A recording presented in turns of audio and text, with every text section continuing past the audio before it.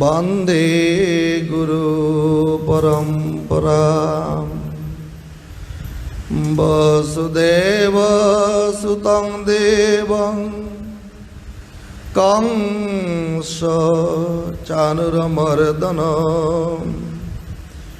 देवकी परमानन्द कृष्णं वन्दे जगद्गुरु श्रीकृष्णं हृदयं गीता संसारमलनाशिनीं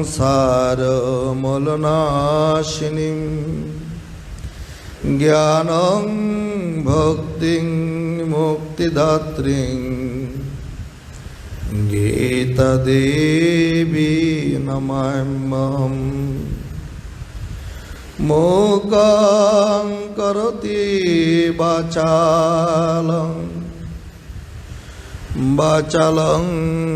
शब्दभाषितं यत्शक्ति परमानन्दम् कृष्णं वन्दे जगद्गुरुं यत्शक्ति परमानन्दं सुतजानन्दं गुरुं परम्। ॐ शान्तिः शान्तिः शांति। जय गुरु। श्री श्री गुरु गीता संघ श्री श्री बारासात योगाश्रम सकल गुरु गीता गोविंद भक्तगण के जानाय ओम नमो नारायणाय ओ जय गुरु शुभेच्छा। आज के संघ परिचालनार जन्य संघदाता যারা রয়েছেন তন্মধ্যে আশ্রমের পরম শরীর একনিষ্ঠ ভক্ত শ্যামনগর নিবাসী শ্রীযুত প্রণবধর মহোদয়, বারাসাত নিবাসী পাইনিয়ার পার্ক শ্রীমতী রূপা চৌধুরী মহোদয়া এবং আমিরাবাদ নিবাসী শ্রী রূপন্দর, সকলকে জানায় আন্তরিক অভিনন্দন এবং সকলের সর্বাঙ্গীন মঙ্গলের জন্য শ্রী গুরুর চরণে করি প্রার্থনা। আজকের শ্রীমদ্ ভগবদ গীতার ১৬ অধ্যায় দৈবাসুর সম্পদ বিভাগ যোগ আলোচ্য বিষয়। সাধনার দিক দিয়ে, আচরণের দিক দিয়ে, নিজের জীবনকে পরিবর্তনের দিক দিয়ে এই অধ্যায়টি শ্রীমদ্ ভগবদ গীতার মুকুটমণি বললেও চলে। অত্যন্ত গুরুত্বপূর্ণ অধ্যায়, যে অধ্যায়ের তত্ত্ব উপলব্ধি করেই তবে গীতার তত্ত্ব উপলব্ধি হয়, আত্মতত্ত্ব উপলব্ধি হয়, পুরুষোত্তম তত্ত্ব উপলব্ধি হয়। আর এই গীতাটা হলো মানব জীবনের দর্পণ বিশেষ। দর্পণে যেরকম আমাদের চেহারার পরিচয় মিলে, দর্পণে কি মিলে? আমাদের চেহারার পরিচয়, জীবনের পরিচয় মিলে এই ১৬ অধ্যায়ের দেবভাব এবং অসুরভাবের আলোচনার ভিতর।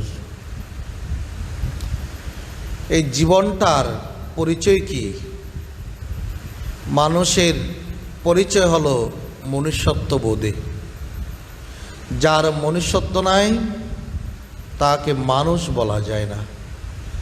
মানুষের প্রকৃত পরিচয় আকৃতিতে নহে, কিসে? প্রকৃতিতে, তার আচরণে, স্বভাবে, ব্যবহারে, বিচারে, আরও অনেক কিছু আছে। যেমন ধরো রাবণ মানুষ ছিলেন, আকারে মানুষ ছিলেন, প্রকারে বা প্রকৃতিতে রাক্ষস। পিতা ছিলেন মুনি,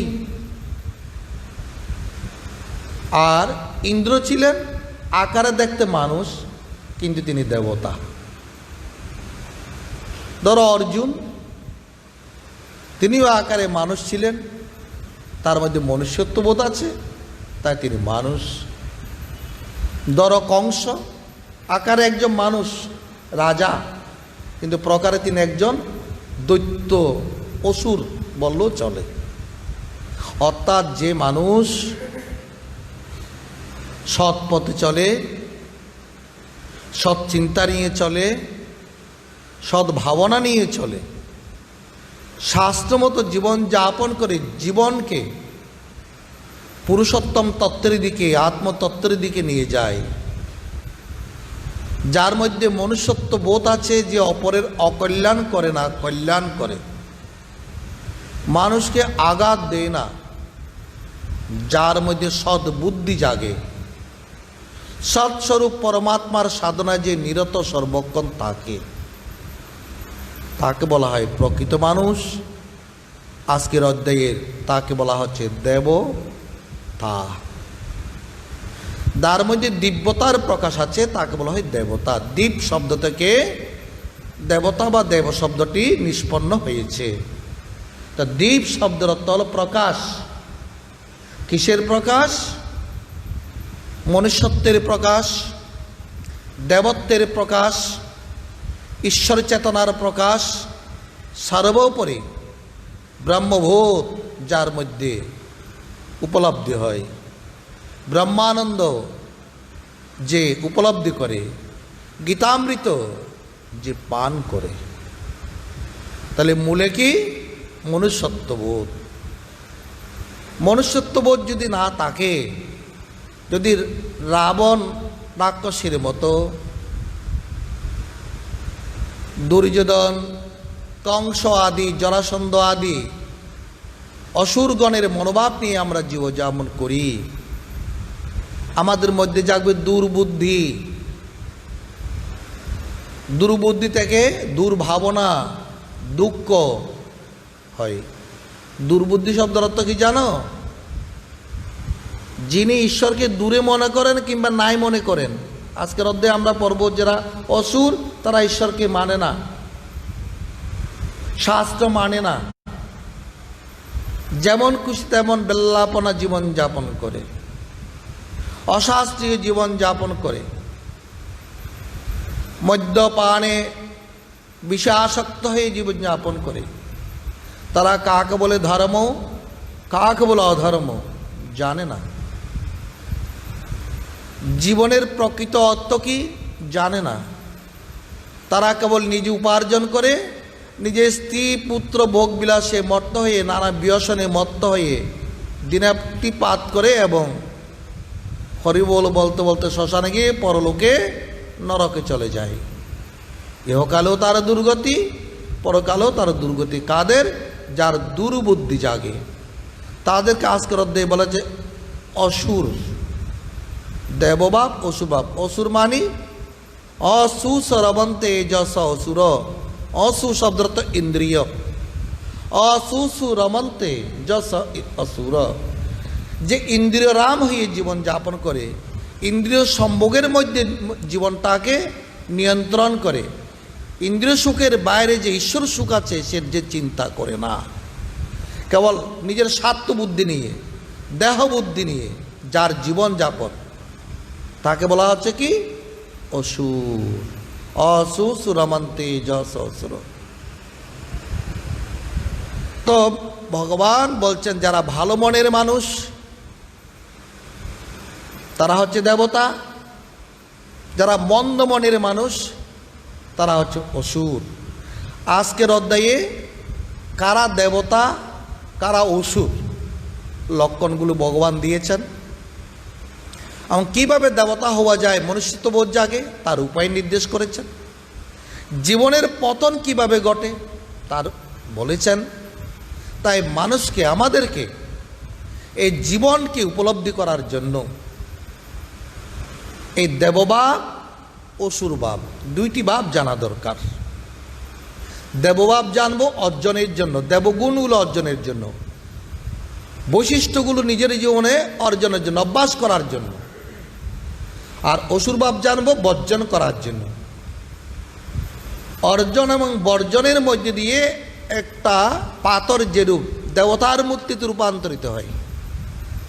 একটা পাথর, মনে করেন একটা টুকরো পাথর, তার মধ্যে যদি আমি সেখান থেকে একটা কৃষ্ণ মূর্তি কিংবা শিব মূর্তিকে বাহির করতে চাই, শিল্পী যদি সেখান থেকে একটা মূর্তি বের করতে চায় যেটা শ্রীকৃষ্ণ মূর্তির নহে, সে অংশগুলো কি করেন? বর্জন করেন, কেটে কেটে কেটে কেটে টুকরো করে সেখান থেকে কি মূর্তি বের করেন? বিষ্ণু মূর্তি হোক, কৃষ্ণ মূর্তি হোক, শিব মূর্তি বের করে না? কিছু বর্জন না করলে পাথর টুকরো থেকে কি কৃষ্ণ মূর্তি বের হবে? হবে না। তো মানব জীবনটা হচ্ছে একটা পাথর বিশেষ। এখানে কিছু বর্জনের বিষয় আছে আর কিছু অর্জনের বিষয় আছে। আমি যদি বর্জনগুলো ঠিক ঠিক বর্জন করতে পারি, ত্যাগ করতে পারি, বর্জন মানে ত্যাগ, তাহলে আমার মধ্যে কি উঠবে? দেবভাবটা ফুটে উঠবে। যেমন মানুষের মধ্যে যদি এখানে একটা যদি কি হয়, টিউমার হয়, তার শরীরের অশুভ অংশ অপারেশন করতে হবে। গল ব্লাডারে পাথর হলে কি করতে হবে? অশুভ অংশ, শরীরটাকে বাঁচানোর জন্য অপারেশন করতে হবে। হার্ট ব্লক করলে কি করতে হবে? অপারেশন করে হার্টটাকে চালু করতে হবে। লিভার যদি ডিমেজ হয়ে যায় তখন লিভার চেঞ্জ করতে হবে, নতুন লিভার প্রতিস্থাপন করতে হবে। কিডনি ড্যামেজ হয়ে গেলে কিডনি প্রতিস্থাপন করতে, নাহলে জীবন চলে যাবে। তো জীবনটা রক্ষার জন্য যেরকম শারীরিকভাবে যদি আমরা দেখি, একটা পোড়া বলে না, পোড়া কষ্ট দিচ্ছে, বাগ্যি বলতে পারে, পোড়া বলতে পারে, সেটাকে কেটে আমাকে শরীরটাকে রক্ষার জন্য কাটতে হবে, জীবন বাঁচানোর জন্য, শরীর বাঁচানোর জন্য। সেরূপ জীবনটাকে,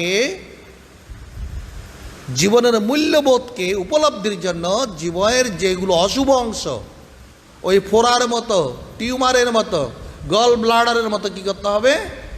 অপারেশন করে বর্জন করতে হবে, তাই না? সে বর্জনের বিষয়গুলো আজকে ভগবান দিয়েছেন। দম্ভ দর্প অভিমানশ্চ ক্রোধ পরিশ্রমেব চ অজ্ঞানঞ্চ বিজাত পার্থ সম্পদ আসুরিম।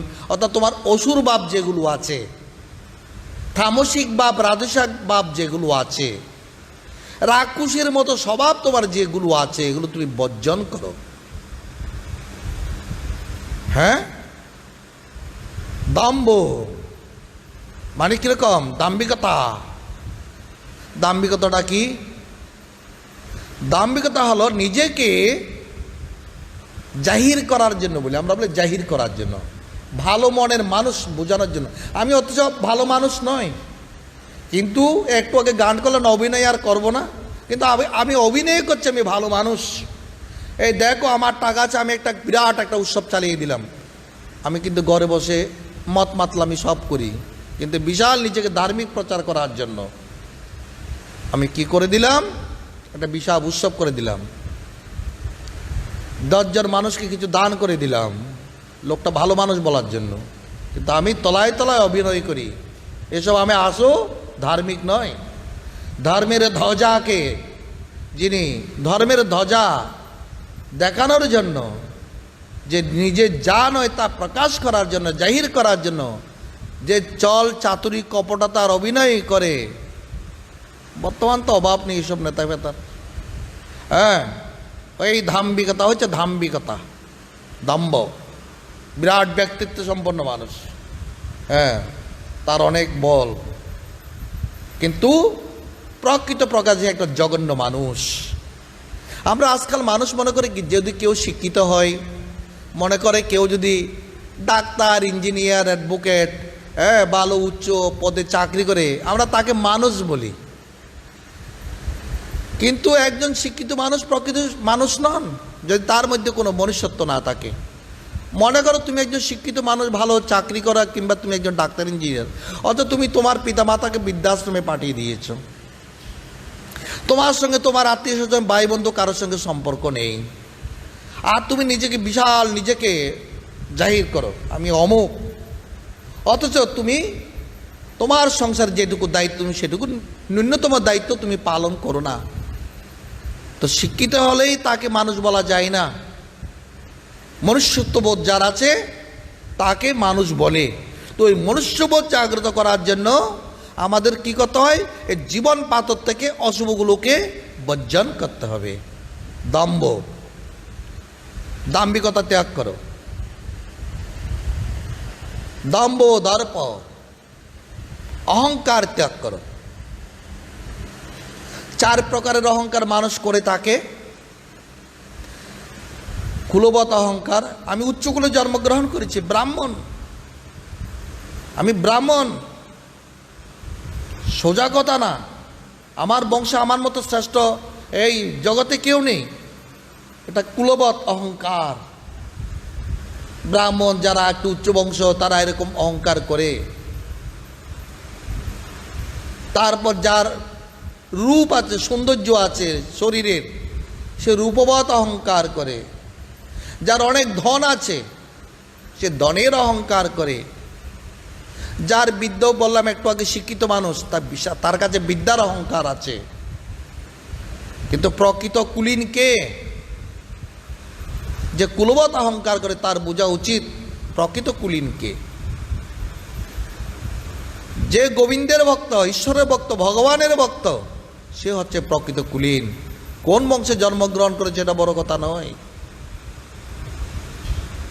হ্যাঁ, আর সাধারণ দৃষ্টিতে বিচার করতে গেলে বর্তমান কলিযুগে ব্রাহ্মণ কর্তৃক বৈশ্য শূদ্রের মধ্যে অনেক সংমিশ্রণ ঘটে গেছে। প্রকৃত ব্রাহ্মণ কর্তৃক বৈশ্য শূদ্র নেই। বর্ণতত্ত্ব নিয়ে এক বিশাল গ্রন্থ আছে, এটা যারা পড়ে তারা বুঝতে পারবে। স্বাধীনতার পূর্বে এই ভারতবর্ষে 5 লক্ষ গ্রিক সেনা এখানে ভারতবর্ষে তারা থেকেই গেছিল, কিন্তু তাদের তো বর্তমানে পৃথক কোনো পরিচয় নেই। তারা কোথায় গেল? 1947 সালের পূর্বের কথা বলা হচ্ছে। তারা কি করে গেছে? হিন্দুর মধ্যে মিশে গেছে। আমাদের তোমাদের অনেকের পিতা কি তারা নয় নাও বলতে পারবে? তাহলে আমি কোন বংশ হলাম? আমার কি প্রকৃত পরিচয়? এগুলো অনেক তত্ত্ব আছে। সেই জন্য কলিকালে কোনো বংশলংশগুলো যথার্থতা নেই। যারা করে বৃতাহংকার তারা জানে না বলে বৃতাহংকার করে। কিন্তু আমাদের শাস্ত্র বলছে সত্যিকারের কুলীন হলো যে ভগবত ভক্ত, ঋষিকুলের মধ্যে ঋষি মর্যাদা যে পালন করে, ঋষিকুলের মর্যাদা যে পালন করে। ঋষিকুলের মর্যাদা কি? শাস্ত্র মর্যাদা। ঋষিরা আমাদের জন্য কি করেছেন? শাস্ত্র প্রণয়ন করেছেন। সে শাস্ত্র মতো যে জীবনযাপন করে সে হচ্ছে প্রকৃত কুলীন। ইয়া শাস্ত্রবিধিমুসৃজ্য বর্ততে কামকারত ন সুসিদ্ধিংবাপ্নতি ন সুখং ন পরাঙ্গতি। আজকের অধ্যায়ে ভগবান বলছেন যারা শাস্ত্রবিধি লঙ্ঘন করে জীবনযাপন করে তারা না সুখ পায়, না শান্তি পায়, না সিদ্ধি লাভ করে। কোনোটাই তারা প্রাপ্ত হয় না, কোনোটাই তারা প্রাপ্ত হয় না। অহংকারে মানুষকে পাগল করে দেয়। একবার ভগবান বুদ্ধের কাছে, ভগবান বুদ্ধ সবার কাছ থেকে দান গ্রহণ করছেন। সেটা সেই দিন সবাই ভগবান বুদ্ধকে দান করছেন নানা রকম কাপড়, ভোজ্য, যেগুলো তোমরা আজকে আশ্রমে আনলে আর কি। ভোজ্য মানে ভোগের সামগ্রীকে ভোজ্য বলা হয়, কিন্তু অনেকে না বুঝে বলে বুজ্য। আচ্ছা, বুজ্য নয়, ভোজ্য। ভোজ্য, ভোক্তা, ভোগ, 3টি শব্দ আছে। তো ভোগের সামগ্রীকে ভোজ্য বলা হয়। তো সেরকম ভগবান বুদ্ধকে অনেকে ভোজ্য প্রদান করছেন, দিয়ে যাচ্ছেন, চুপ করে বসে আছেন। অনেক কেন্দ্রে চুপ করে বসে, তিনি গ্রহণও করছেন। গ্রহণ করছে মানে ইঙ্গিতে গ্রহণ করছেন। মনে করে এরকম সিংহাসনে ভগবান বুদ্ধ বসে আছেন, ওইখানে এখন দান সামগ্রী স্তূপ হয়ে গেছে। এক অত্যন্ত গরিব বৃদ্ধা ভাবছেন, শুনছি ভগবান বুদ্ধ আজকে সবার দান গ্রহণ করছেন, আমার তো কিছুই নাই, আমি কি দান করব। ও বৃদ্ধা নারী ভিক্ষা করে খায়। সেদিন কোনো ভিক্ষা না পেয়ে একটা ফল পেয়েছিল, আম ফল। তো আজকে অর্ধেক খেয়েছে, কালকের জন্য আর অর্ধেক রেখে দিয়েছে। এত গরিব, এত দরিদ্রা, এত কষ্ট। তো সবাই বলছেন সব কিছু দিচ্ছেন, আমি তো কিছু দিতে পারছি না, আমার তো ইচ্ছা ভগবান বুদ্ধকে আমি কিছু দান করি। কেননা দান করলে কি হয়? দানোৎপত্তি ধর্ম দয়া ধর্ম প্রবর্তন, দান করলে ধর্ম হয়, পুণ্য হয়। তখন তিনি বলছেন আচ্ছা। সে আস্তে আস্তে ধীরে ধীরে ভগবান বুদ্ধের কাছে পৌঁছে পিছনে দাঁড়িয়ে আছেন, হাত জোর করে, হাতের মধ্যে অর্ধেক খাওয়া আমটিও আছে। যখন আগে যারা দান করছেন তারা দান সামগ্রী যখন দিয়ে তারা সরে গেলেন, ভগবান বুদ্ধকে এইভাবে ধরলেন। এই দান মন থেকে চাইছে এই আমটি আমি দান করব, কিন্তু সাহস করে বলতে পারছে না, ভগবান আপনি এটা গ্রহণ করুন, এটা বলতে পারছেন না, কিন্তু মনে বলছেন যেন এটা খাওয়া আম, এটো আম কী করে ঠাকুরকে দেওয়া হয়, কিন্তু আমার তার কিছুও নেই। এবার দিলেন ভগবান বুদ্ধ আসন ত্যাগ করে ও মায়ের কাছ থেকে আমটি নিলেন, সবার সামনে কেই নিলেন। তখন একজন ভক্ত, ধনী ভক্ত বলছেন, প্রভু আমরা এত কিছু আপনাকে দান সামগ্রী দিলাম, কিছুই আপনি হাত স্পর্শ পর্যন্ত করলেন না, আজ এই মায়ের এটো আমের মধ্যে আপনি কি বিশেষত্ব পেয়েছেন যেটা আপনি গ্রহণ করলেন? বলে দেখো, দান তো তাকেই বলে যে সর্বসত্ব ত্যাগ করতে পারে। তোমরা যারা দান করেছ, তোমাদের মধ্যে হয়তো কারো কাছে 10 লক্ষ টাকা আছে, তুমি সেখান থেকে 1000 টাকা দিয়েছ, সর্বসত্ব তো তুমি ত্যাগ করতে পারোনি। কারো কাছে হয়তো 1 লক্ষ টাকা আছে, এখান থেকে তুমি 500 টাকা দিয়েছ, তুমি কি সর্বসত্ব ত্যাগ করতে পেরেছ? তুমি তোমার খাবারের মজুদ রেখে ওখান থেকে তোমার কিছু অংশ দিয়েছ না, সেটাও ভালো, ঠিক আছে, কিন্তু এ মায়ের মতো সর্বসত্ব ত্যাগ করে তো কেউ পারোনি। এ মায়ের কিছুই নেই, এই আমটা রেখেছিল কালকে খাবে বলে, নিজের জীবন রক্ষার জন্য। জীবন রক্ষার বস্তুটা পর্যন্ত তিনি আমাকে দান করে দিয়েছেন। দানের বস্তু কি জানো? একমাত্র অহংকার। কিভাবে অহংকার? যারা স্বার্থ রাখে, আসক্তি রাখে, তাদের মধ্যে অহংকার কাজ করে। তার মধ্যে একজন ধনী ছিল, তিনিও দান করছেন। তিনি দান করার পর ভগবান বুদ্ধকে কিছু বলতে চেয়েছেন, বলছেন আমি গরিবদের জন্য অনেক কাজ করি, যেখানে পুকুর নাই সেখানে পুকুর খনন করে দিই, টিউবওয়েল খনন করি, যেখানে স্কুল নাই স্কুল করি, যেখানে রাস্তা নাই আমি রাস্তা করে দিই, গরিব দরিব বালকদের আমি খাওয়াই, কারো কারো সাহায্য করি, অনেক কিছু বলার পর এবার তিনি চলে যাচ্ছেন। ভগবান চুপ করে শুনলেন, কিচ্ছু বলেন নাই। তখন তাকে ডাকলেন, বলেন আপনার দানগুলো আপনি নিয়ে যান, যেটা আসল দান সেটা আমাকে দিয়ে যান, আপনার মনে তো আরও কিছু আছে। বলে না, আমি তো যা এনেছি আপনাকে দিয়ে দিয়েছি। বলে না, আরও কিছু আছে, সেটা দিয়ে যান, আর এগুলি নিয়ে যান। বলে আমি তো কিছু বুঝতে পারলাম না। এই যে বললে তুমি পুকুর করেছো, নলকূপ খনন করে দিয়েছো, রাস্তা করে দিয়েছো, তাই না, ভোজনের ব্যবস্থা করেছো, এই যে আমি করেছি অহংকার, ওই অহংকারটা আমাকে দান করে দিয়ে যাও। তো দানের বস্তু কি? অহংকার। ও মা, ওই যে মা, যে বৃদ্ধা, যার হাতে অর্ধেক আম ছিল, সে সরল মনে নিরহংকার ভাবে, নিরবেমেনে ভাবে, নিজের সত্য ত্যাগ করে ভগবানকে এটা এই অফার করলেন, অর্থাৎ এটাকে উপস্থাপন করলেন, প্রার্থনা করলেন বলে ভগবান তিনি আসন ত্যাগ করে সেটা নিলেন। এটাই হলো দানের রহস্য। আজকের অধ্যায়ে আমরা পড়তে গেলে দেখব, প্রথম শব্দটি দিয়ে আমাদের অধ্যায়টা শুরু। কি? অবয়ং সতসং শুদ্ধে জ্ঞান যোগ ব্যবস্থিতি দানং দমশ্চ যজ্ঞ স্বাধ্যায় তপার্জবম। এরকম 26টি গুণের কথা আছে, বৈশিষ্ট্য আছে, যেগুলো অর্জন করলে মানুষ দেবতা হতে পারে। কিন্তু প্রথম শব্দটি অত্যন্ত গুরুত্বপূর্ণ। অবয়ং,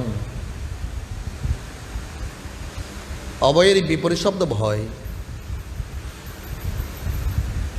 বৈরাগ্য শতকমে আছে সর্ববস্তু ভয়ান্বিতং ভুবি নিনাং, সর্ববস্তু ভয়ান্বিতং। পরলা শব্দটা পরে বলবো। বৈরাগ্যময় ভবয়ম, সর্ববস্তু, সকল বস্তুর মধ্যে ভয় নিহিত আছে, সকলে ভয়ের মধ্যে জীবন যাপন করছে। কীরকম ভয়? কারো দারিদ্রতার ভয় আছে, ভোগে রোগ ভয়ম, ভোগ করলে রোগ ভয় আছে, কুলে চ্যুতি ভয়ম, তুমি মনে করো তুমি উচ্চকুলে জন্মগ্রহণ করেছো, কোনো কারণে তোমার আচারে বিচারে ব্যবহারে তোমার কুলচ্যুতি হতে পারে, কলঙ্কিত হয়ে যেতে পারো। বৃত্তে নিপালাদ ভয়ম, তোমার যদি ধন থাকে, হ্যাঁ, তখন রাজা তোমার থেকে বেশি ট্যাক্স নিয়ে যাবে, মানে রাজা। বৃত্তের নিপালাদ ভয়ম, তোমার সেখানে ভয় আছে, রাজাদের অনেক ভয় না, যারা বিত্তবান তাদের অনেক ভয়, রাজা নেই, আরো কতজনে নেই। হ্যাঁ, সেরকম মানে দৈন্য ভয়ম, বলে রিপুভয়ম, হ্যাঁ, রূপে জরায়াং ভয়ম। সর্বশেষ একটি শব্দ আছে কায়ার কৃতান্ত ভয়ম, তার আগের শব্দ আছে, মানে কায় মানে শরীরের ভয় হচ্ছে মৃত্যু। আর সর্বশেষ লাইনটি হচ্ছে এইভাবে সার্ববস্তং ভয়ান নিতং ভুবি নিনাং বৈরাগ্যমে ভয়ম, যার মধ্যে বৈরাগ্য আছে সেই হচ্ছে একমাত্র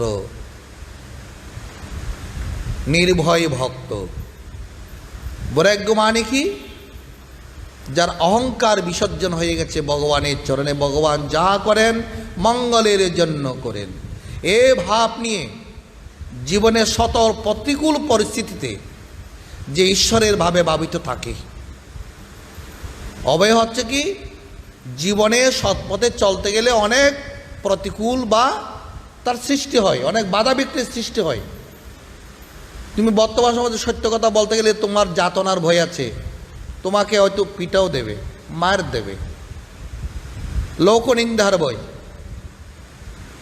হ্যাঁ, কত রকম ভয় আছে। তুমি তপস্যা হও, জঙ্গলে গেলে সেখানে জন্তু জানোয়ারের ভয়, দারিদ্রতার ভয়, ক্ষুধা তৃষ্ণার ভয়, সর্বাবস্থাতে ভয় কাজ করছে। গৃহে থাকলে কত রকম ভয়, চোর ডাকাতের ভয়, কত রকম ভয়, হ্যাঁ, কি যে ভয়। প্রত্যেকটা মুহূর্তে আমরা ভয়ে ভয়ে জীবন যাপন করছি, গোচরে অগোচরে, জ্ঞাতে অজ্ঞাতে।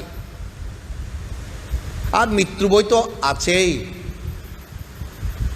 এখন সব জায়গায় করোনা ভাইরাসের প্রকোপ চলছে, যার করোনা হয়েছে সে তো আধা মরা হয়ে গেছে, মরে যাব, বাঁচব কিনা আর জানি না। এই যে মৃত্যু হয়, কায়া তা কৃতান্ত ভয়ম, কায়া মানে কায় শরীর, কৃতান্ত মানে জমের ভয়, কৃতান্ত জম। তো বলছে যারা একমাত্র ভগবত চরণে নির্ভর হতে পেরেছে তারা একমাত্র নির্ভয় হতে পারে। নির্ভর করলেই নির্ভয় হওয়া যায়।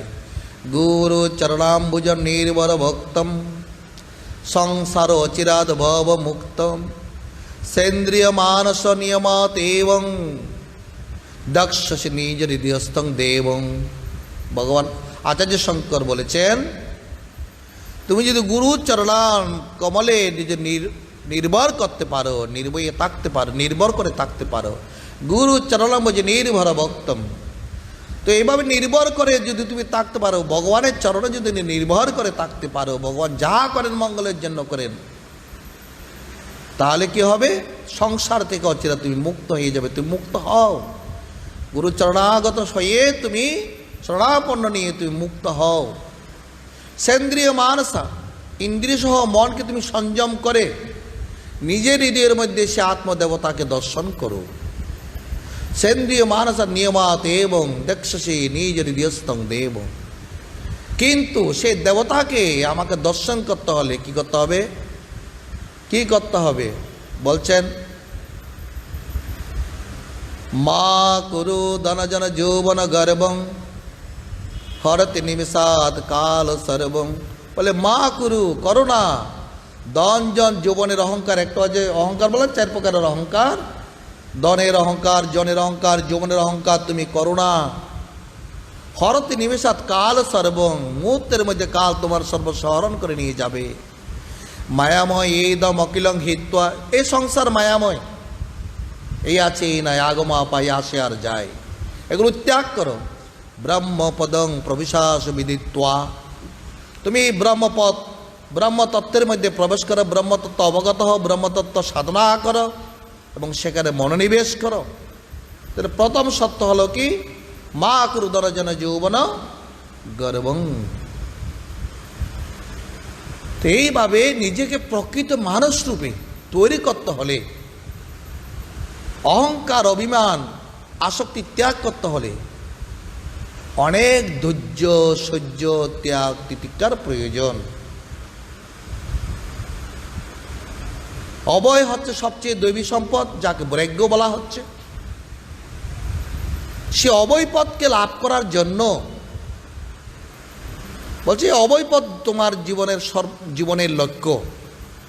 এটা একদিকে সাধনা, এদিকে সাধ্য। কোনটা অভয় পদ? যদ্গত্তার নিবর্তন্তে তদ্ধাম পরমম মম। যেখানে গেলে তোমাকে আর ফিরে আসতে হবে না। তদ বিষ্ণু পরম পদম সদা পশ্যন্তি সূর্য দেবী চক্ষুরাততম। তো কিভাবে সেই পদে যাবে? সাধনা আছে উপনিষদের মধ্যে। ধনীর অন্তর্গত জ্যোতি, জ্যোতির অন্তর্গত মন, তং মনো বিলয়ং জাতি তদ বিষ্ণু পরমং পদম। সে নির্ভয় পথ, বিষ্ণু পরম পথ পেতে হলে তোমার মনকে বিলয় করে দাও। মনের ধর্ম ভয়। মন থেকে যদি বিলয় হয়ে যায়, ভয়ও বিলয় হয়ে যায়, তুমি নির্ভয় হয়ে গেলে।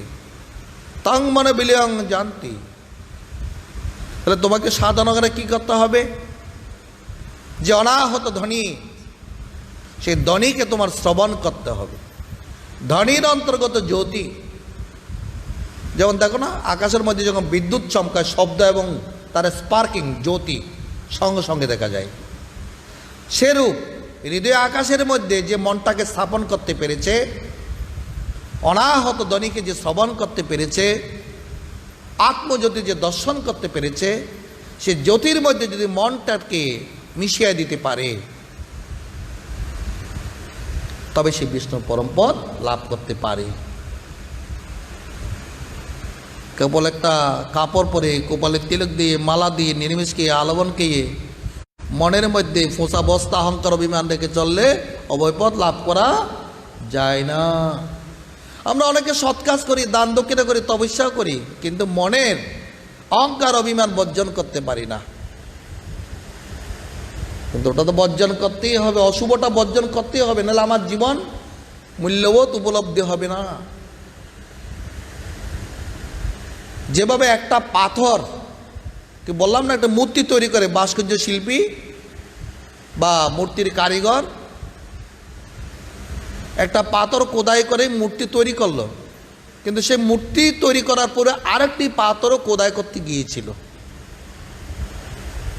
যখন তার মধ্যে হাতুড়ি দিয়ে টুকটুক করছে, বলে কে তুমি? আমাকে তুমি আঘাত করতে পারবে না, তুমি সরে যাও, আমার বড় ব্যথা লাগছে। তখন সেই শিল্পী ওই পাথর ত্যাগ করে আরেকটা পাথর থেকে মূর্তি তৈরি করলো। ওই মূর্তি মন্দিরের মধ্যে বিগ্রহ রূপে পূজ্য হয়ে গেল। সকালে ফুল চন্দন দিয়ে পূজা করে, পুষ্পাঞ্জলি দিয়ে।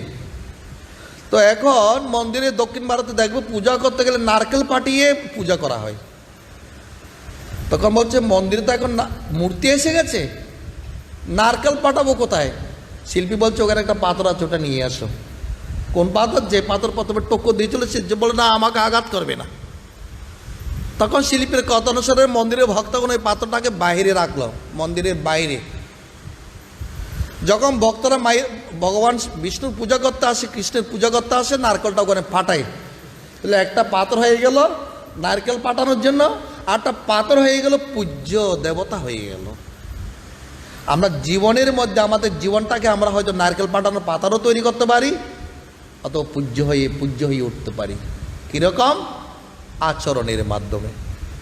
আমরা যদি দৈবী গুণগুলো অর্জন করি, আসরিক গুণগুলো বর্জন করি, তাহলে আমাদের জীবন হবে অত্যন্ত সুন্দর। আর না হলে আমাদের মাথার উপর সবাই পাথর টুকাবে। আমাদের যদি ত্যাগ না থাকে, তিতিক্ষা না থাকে, ধৈর্য না থাকে, সহ্য না থাকে, সর্বকাল চঞ্চলতা নিয়ে সংসারে বিচরণ করি, আমাদের উপর পাথরের উপর, আমাদের জীবন পাথরের উপর সবাই কি করবে? পা দিয়ে চলে যাবে, জীবনের কোনো মূল্য হবে না।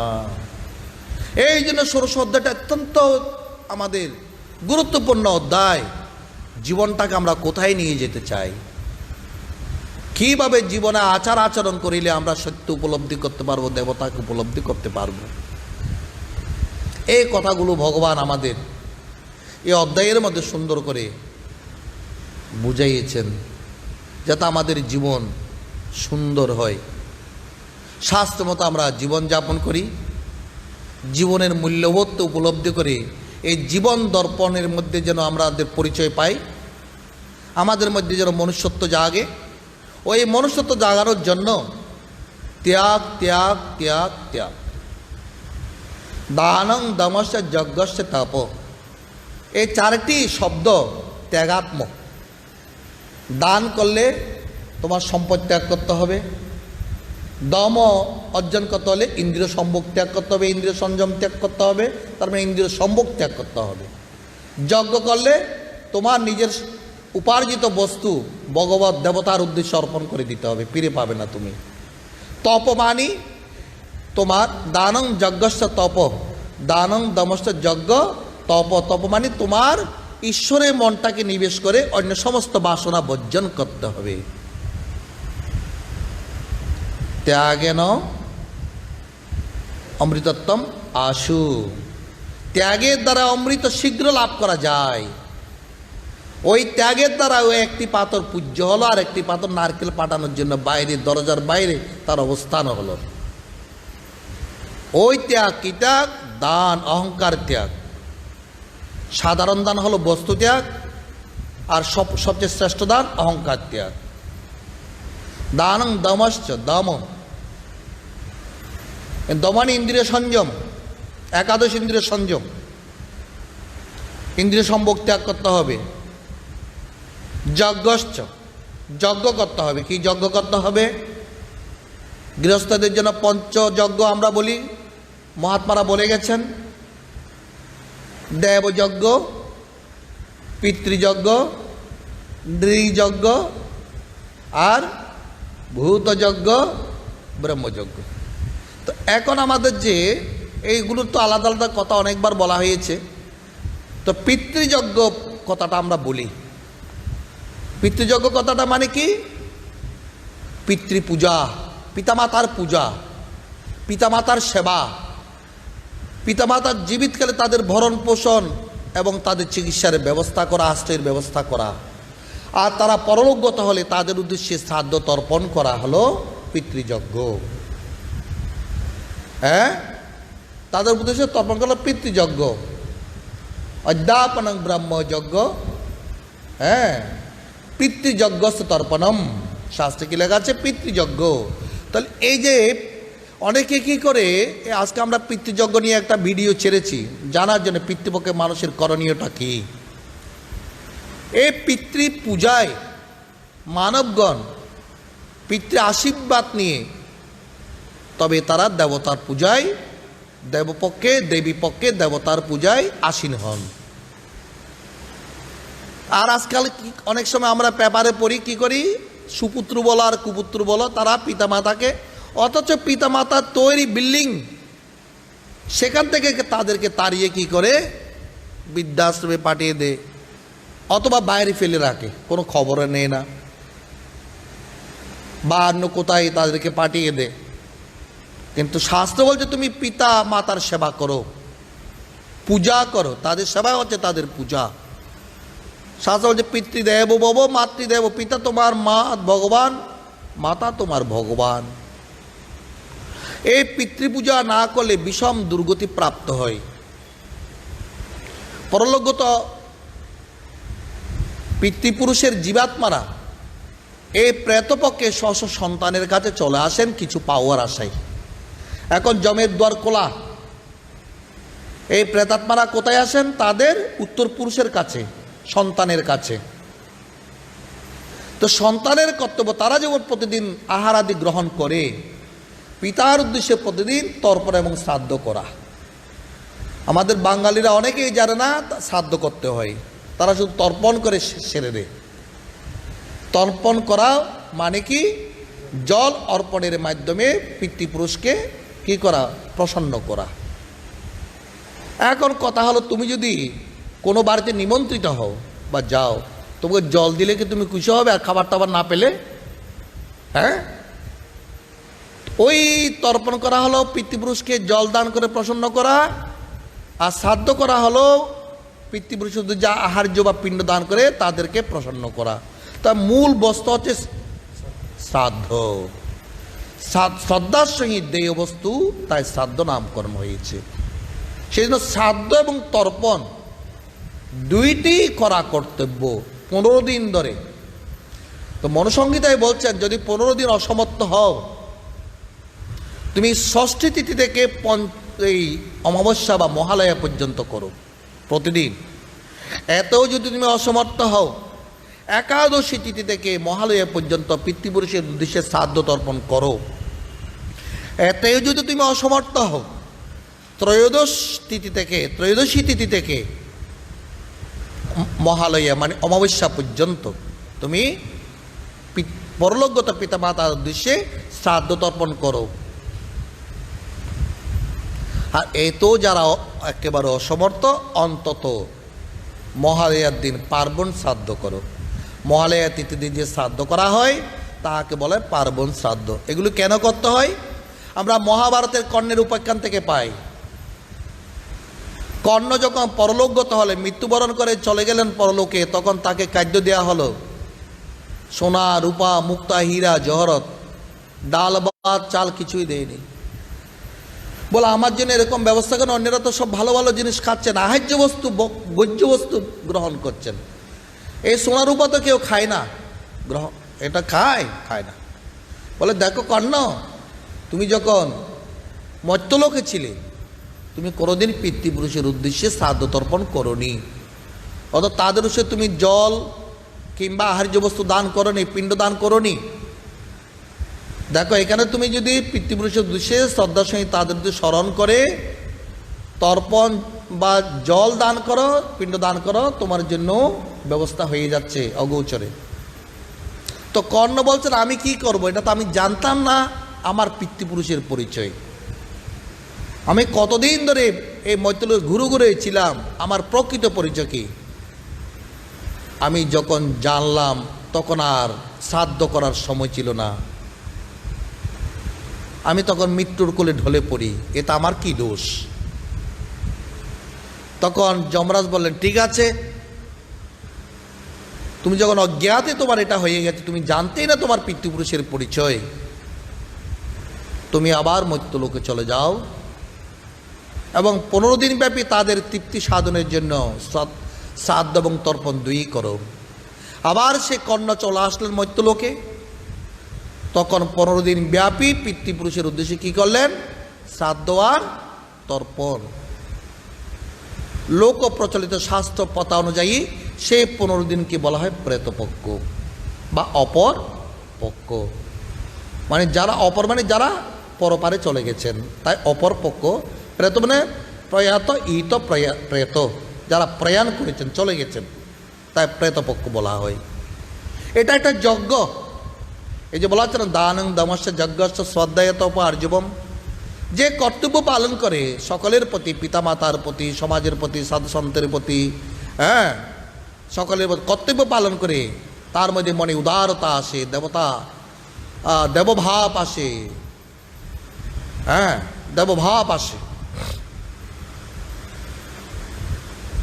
তা এইভাবে ত্যাগের মাধ্যমে যে নির্ভয় হতে পারে, সে একদিন অভয় পথ লাভ করতে পারে। কোন পথ? অভয় পথ। আমাদের বেদান্ত শাস্ত্রে বলছেন, ভয় কেন হয়? দ্বিতীয়াৎ বয়ে ভয়ং ভয়তি, যখন দুজন থাকবে একজন থেকে আরেকজনের ভয় হয়। আর আমি যখন এক দর্শন করি, একত্ব মনোপশ্যত, সর্বত্র এককে দর্শন করে আমার কিসের ভয়? এটা তার মুখে মুখে বললে হবে না। অনেক ত্যাগ তিতিকা সাধনার মাধ্যমে ওই একত্ব মনোপশ্যত পরমাত্মাকে লাভ করা হয়। সেই পরমাত্মা সকলের মধ্যে বিরাজ করছেন। এই বোধ যখন আমার মধ্যে হয়, নিয়মাত এব দক্ষসে নিজ হৃদয়স্থং দেব, সেন্দ্রিয় মানসং নিয়মাত এবং দক্ষসী নিজ হৃদয়স্থং দে, এবং যখন নিজের মধ্যে আত্মাকে তুমি দেখতে পাবে, আমাতে আত্মাতে সে দেখিবে নয়নে। যখন তুমি নিজের মধ্যে নিজেকে আত্মাকে দেখবে, সকলের মধ্যে দেখবে, সর্বভূতের মধ্যে দেখবে, তখন তোমার কোনো ভয় নেই। কারণ তুমি যেখানে দেখবে সেখানে তোমার এক পরমাত্মা ইষ্ট দেবতাকে দেখছো। তুমি এক বাঘ আসলে বাঘ দেখবে না, পরমাত্মা দেখবে। সাপ আসলে সাপ দেখবে না, পরমাত্মাকে দেখবে। ডাকাত আসলে ডাকাত দেখবে না, পরমাত্মাকে দেখবে। আর তোমার কোনো ভয় নেই। সে এরকম এক পরমাত্মা এক রাস্তার মধ্যখানে বসে ধুনি জ্বালিয়ে তপস্যা করছেন। আর সে রাজ্যে রাজা যাচ্ছেন গঙ্গা স্নানে, হাত সঙ্গে আছে অনেক সৈন্য সামন্ত, হাতি ঘোড়া। রাজা চলছেন আগে আগে, আগে হাতি ঘোড়া সেনা সামন্ত, মাঝখানে রাজার সিংহাসন যাচ্ছে। হঠাৎ করে দাঁড়িয়ে গেছেন রাজার গঙ্গা স্নানের পরিপূর্ণ দলটা।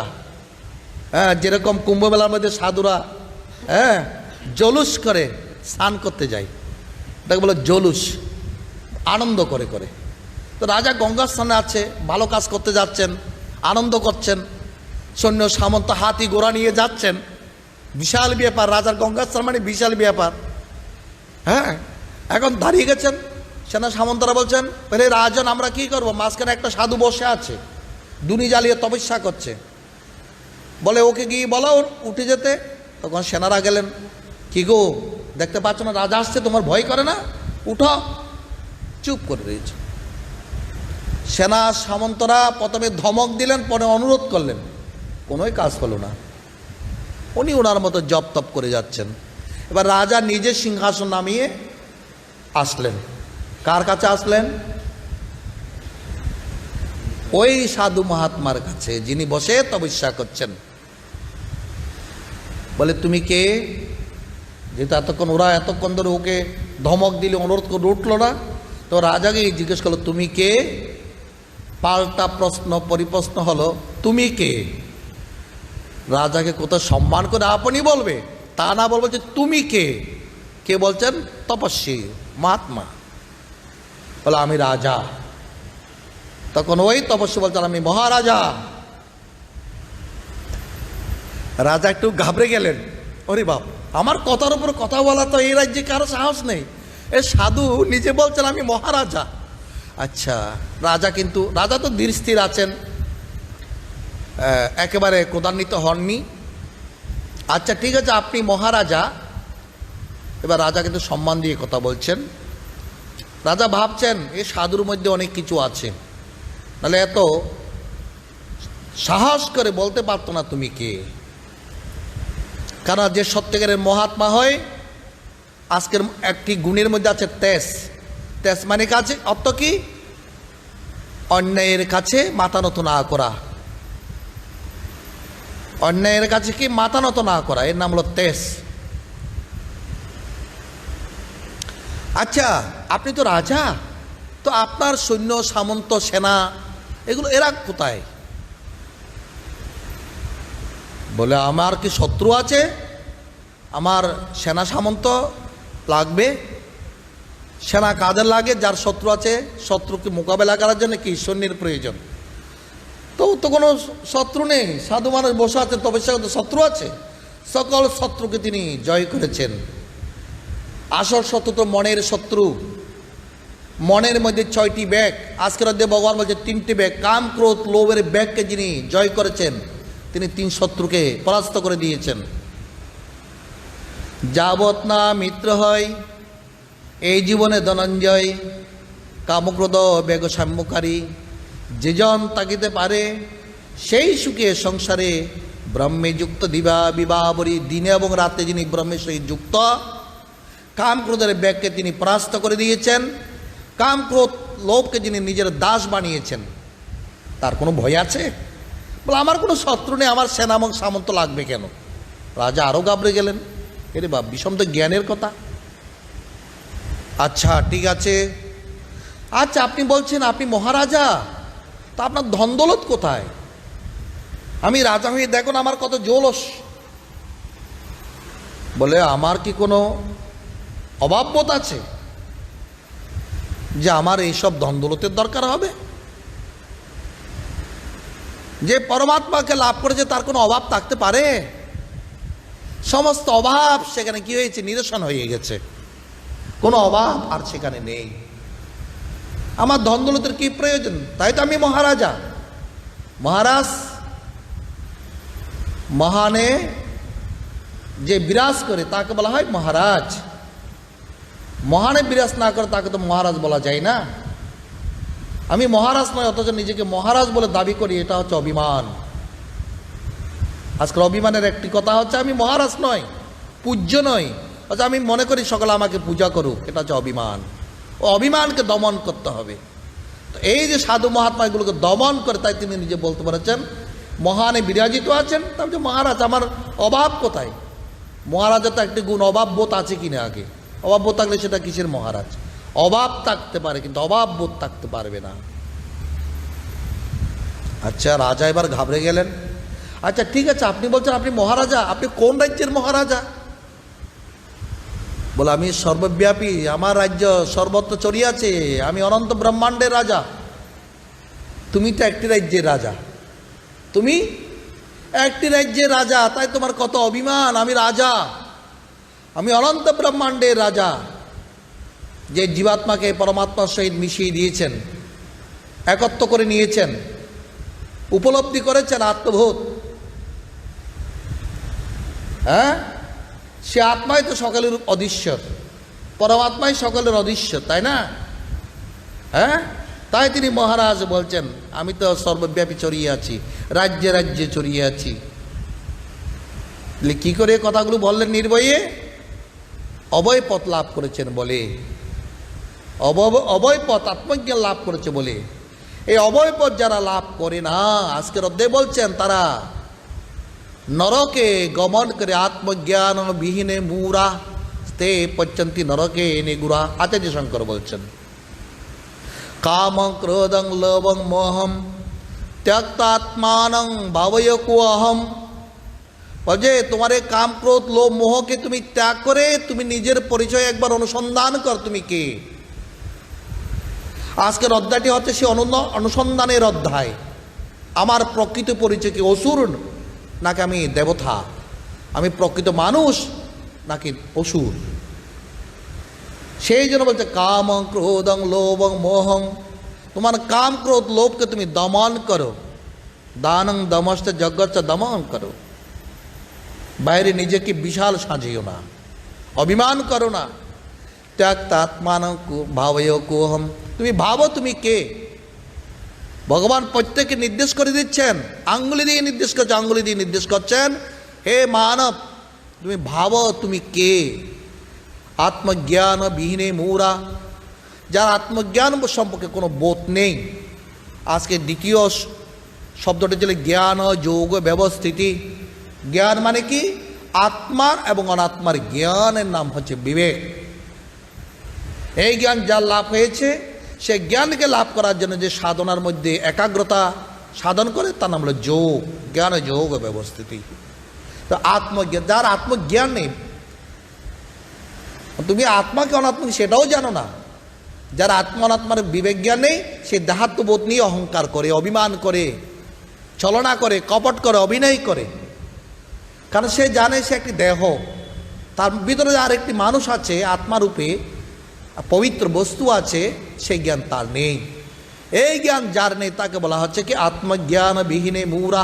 যার আত্মজ্ঞান নেই, প্রকৃত মানুষ তো জীব শিবস্বরূপ, আত্মস্বরূপ। এই উপরের কোলটা তো যথার্থ নয়। আর একটা নারিকেলের উপরেরটাই কি যথার্থ নারিকেল, নাকি ভিতরে ভেঙে সারটাই নারিকেল? কিরে কোনটা? ভিতরেরটাই আসল নারিকেল, বাহিরের কোষাটা নয় তো। তো এটা তো বাহিরের কোষা, আমরা মানুষ বলছি তো, অথচ ওটাকে পুরো কি বলা হচ্ছে? নারিকেল। কাকে লক্ষ্য করে বলা হচ্ছে নারিকেলটা? ভিতরের অংশটাকে লক্ষ্য করে বলা হচ্ছে নারিকেলটা। কিন্তু বাইরের আবরণটা না দিলে তো হবে না। হ্যাঁ, বাইরের আবরণটাও তো দিতে হবে।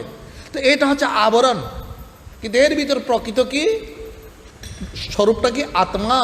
এটা আমাদের প্রত্যেককে জানতে হবে।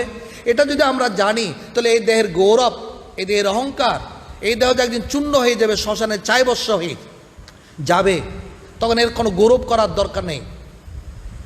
ওই আমি যে প্রকৃত মানুষ আত্মা, এই বোধটা তখন হবে। এই জ্ঞানটা যা থাকে না, আত্মজ্ঞান বিহীনে মৌরা স্তে পচ্যন্তি নরকে নিগুড়া, সে নরকে যায়। দেবতারা কোথায় থাকে? স্বর্গে থাকে। আর অসুররা কোথায় যায়? নরকে যায়। স্বর্গ আর নরক শব্দের অর্থ কি জানো? স্বর্গ মানে স্বভাবে যারা বিরাজিত থাকেন, আত্মভাবে যারা বিরাজিত থাকেন, তারা হচ্ছে দেবতা। মানুষের সে যদি আত্মভাবে বিরাজিত থাকে, দেহভাবে না থেকে, অহংকার অভিমান ত্যাগ করে যদি আমি যে প্রকৃত আত্মা এভাবে যে সর্বজ্ঞ থাকে, সে দেবতা, তারই সুখ হয়, তারই শান্তি হয়। আর যে সেটা করে না, নরক মানে কি? ন অর্ক নরক, অর্ক বসন্ত সূর্য, সূর্য মানে প্রকাশ, যেখানে জ্ঞানের প্রকাশ নেই, অন্ধকার আর অন্ধকারময় জগৎ, অজ্ঞান থেকে নরক, অজ্ঞানে হচ্ছে নরক। ন অর্ক নরক, যেখানে অর্ক মানে শব্দ, অর্ক মানে অর্ঘ নয় রে, অর্ক মানে সূর্য, সূর্য মানে প্রকাশ, যেখানে জ্ঞানের প্রকাশ নেই, প্রেমের প্রকাশ নেই, বিবেকের প্রকাশ নেই, বৈরাগ্যের প্রকাশ নেই, ত্যাগের প্রকাশ নেই, ধৈর্যের প্রকাশ নেই, তিতিক্ষার প্রকাশ নেই, কোন দৈবী সম্পদেরই প্রকাশ নেই। সেটা হলো কি? নরক মানে দুঃখ।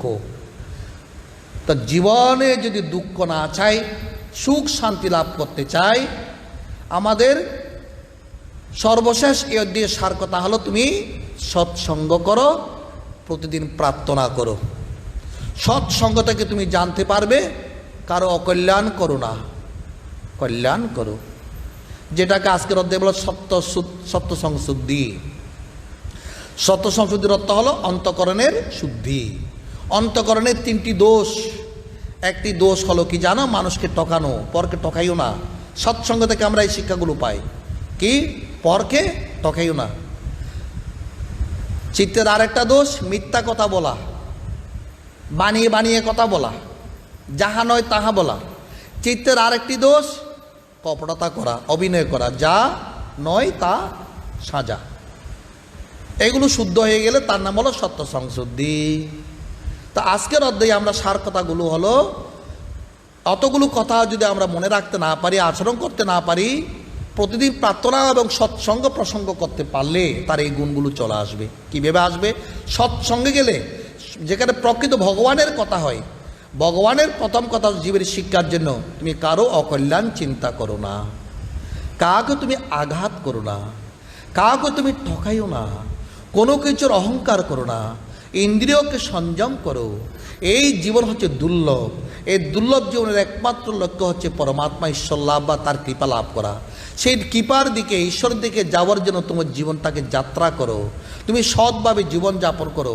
আর সে গুণগুলো অর্জনের জন্য প্রতিদিন ভগবানের কাছে প্রার্থনা করো, তোমার জীবন সুখময় ও সুন্দর হবে। ওম তৎসৎ। জয় গুরু।